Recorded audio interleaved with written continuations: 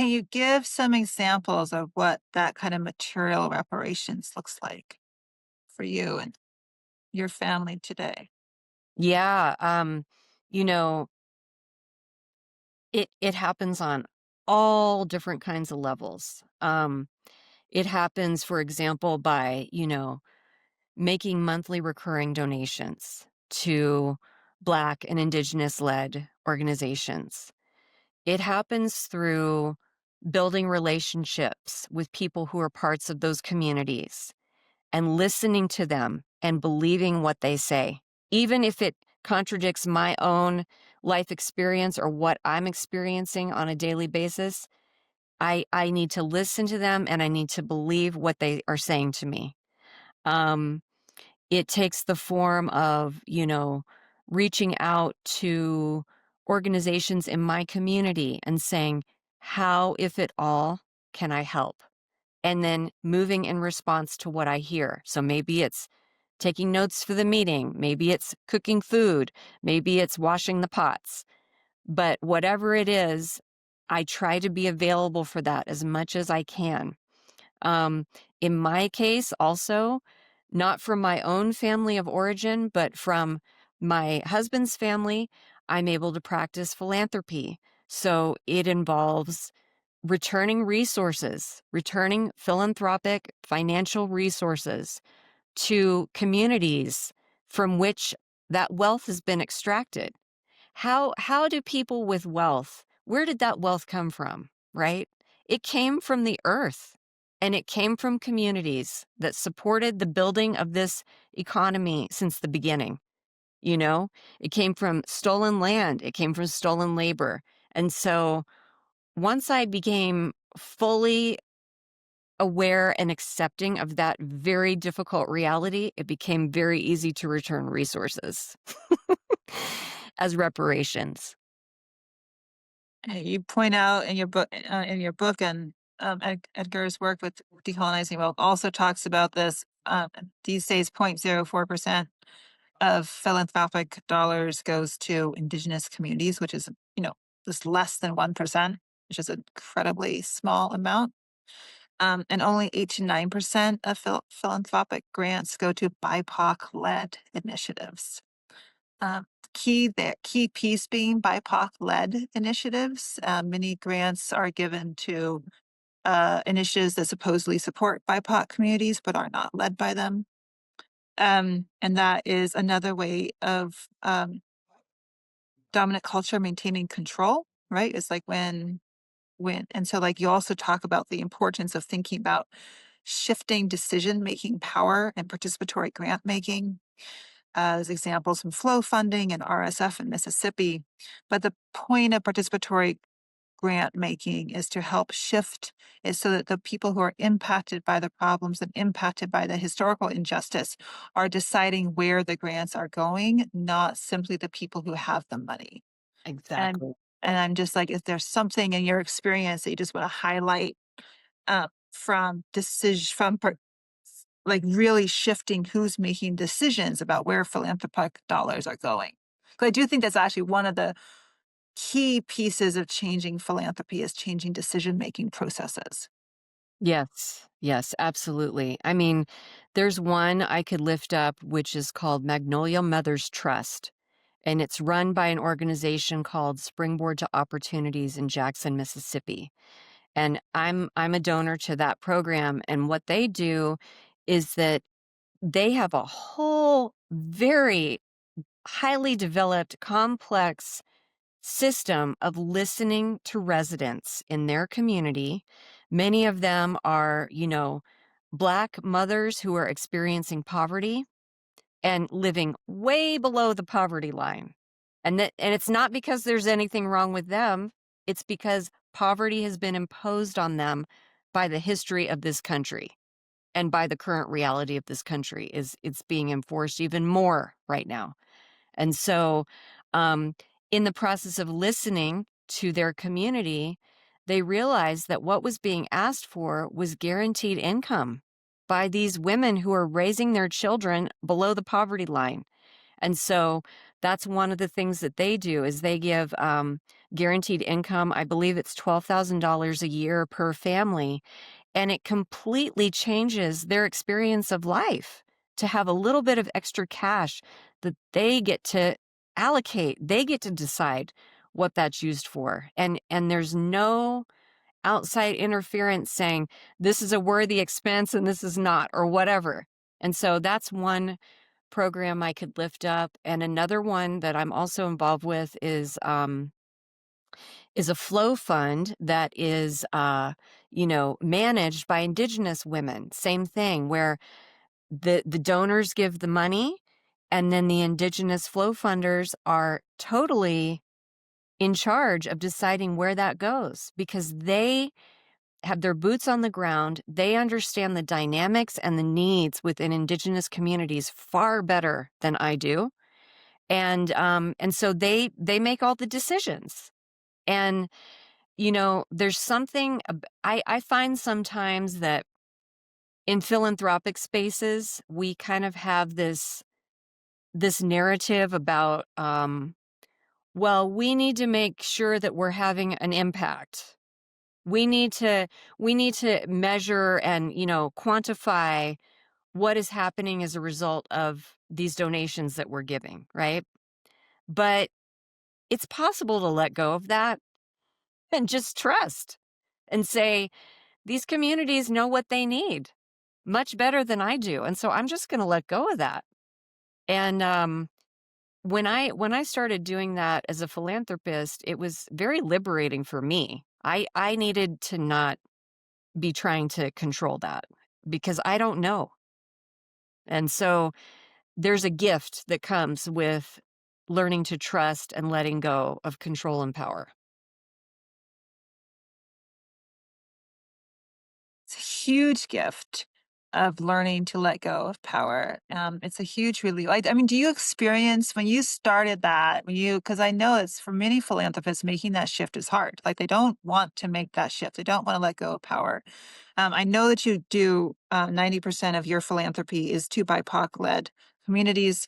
Um, was the shift of releasing some of that decision making, was that a hard shift for you to make, or did that just like easy, kind of a no brainer? The only reason it was hard is because I had a whole system of myths living in my psyche. Uh, You know what I mean? I had a whole structure built up in my mind. And once that structure became visible, it became visible to me through things like this. I remember one day, a good friend of mine who's a Dene man, he visited Chief Seattle Club up in Seattle, and he sent me some signage that they had talking about land tax and about, rent is due for you settlers. You settlers, your rent is due, so please sign up and start paying your monthly rent that you need to pay in order to live on our land, right? So he sent me some graphics, and I looked at them, and I had this huge reaction inside, like, what?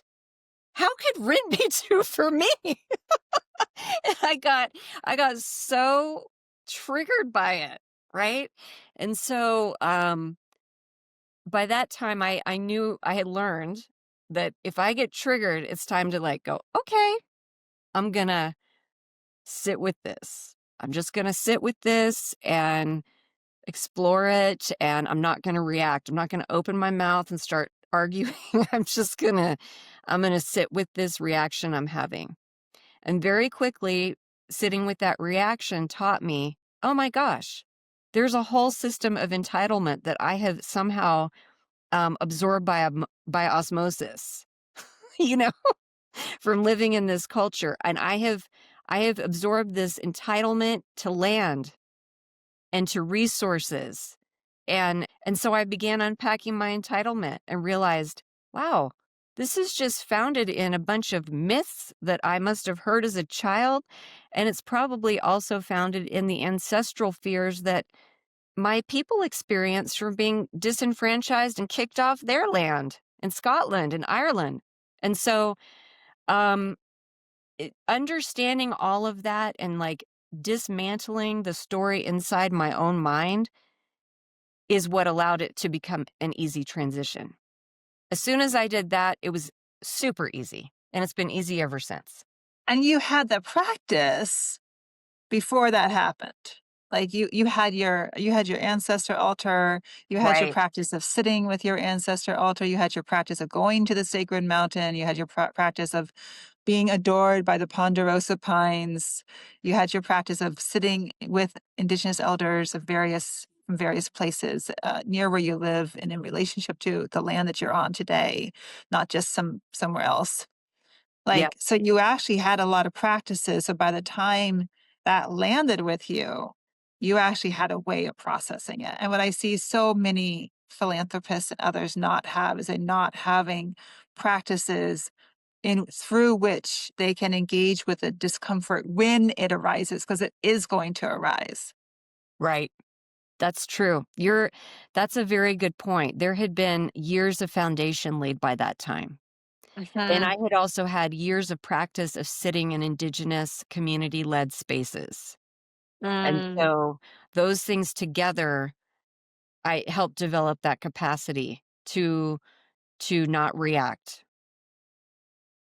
And, even though I was having the internal reaction, I didn't externalize it. And not just to, like, not say something stupid in the moment, Right. but to sit with it and to say, "Oh, okay, how can I participate?" Exactly. Right? Yeah, no, I just had that experience too with something that I got to ask of something that made me uncomfortable. And I knew as soon as I felt the discomfort, some part of me was like, "Oh shit, I'm gonna have to do it." Like, Right. Yep. Yep. like that particular discomfort is actually my sign. That, Yes. and not to say that every time we feel uncomfortable, we should sometimes we have to listen to our discomfort and not act, but that discernment of, like, that particular kind of discomfort, which is like, "Oh, that's my privilege. That's Right. my, like, conditioning from dominant culture." That's the thing I wanna, like, let me just, like, look at it for a moment and see what I can do. Right. Exactly. Yeah. Yeah. Yeah, it can be uncomfortable. But Mhm. again, it's like, what is the uncomfort that enables us the bigger thing that we're looking for? Right. Yeah. Yeah, discomfort is a huge gift. It's a huge teacher on this path.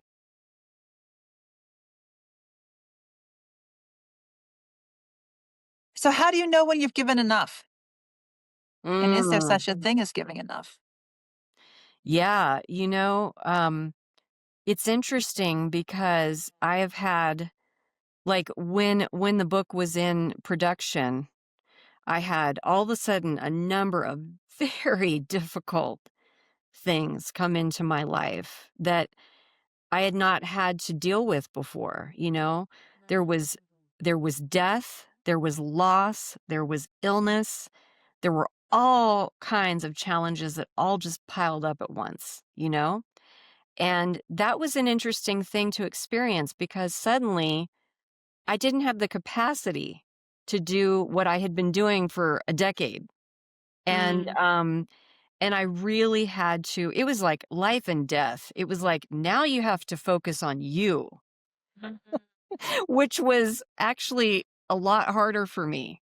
Um and so there's a teaching in that too, that there are seasons of life that all of us go through at one time or another where we have to step back and rely on, in my case, I was able to rely on the goodwill that had been built over a long many years and people understood where I was coming from. They weren't saying to me, "Oh gosh, here's another white lady who's just, all talk and no action." They Mm. were they were compassionate and they understood and they showed up for me too. And so I think it's a constant dance. It's a constant renegotiation and a balancing act to Mhm. know when you've given enough and when you are doing enough. But I think the way I discern it is like I've just really come to trust myself. And even though I never wanted to turn that kind of, attention to my own care and well-being. I had to. I was forced to. And so, that's been a teaching too. Mhm. Mhm.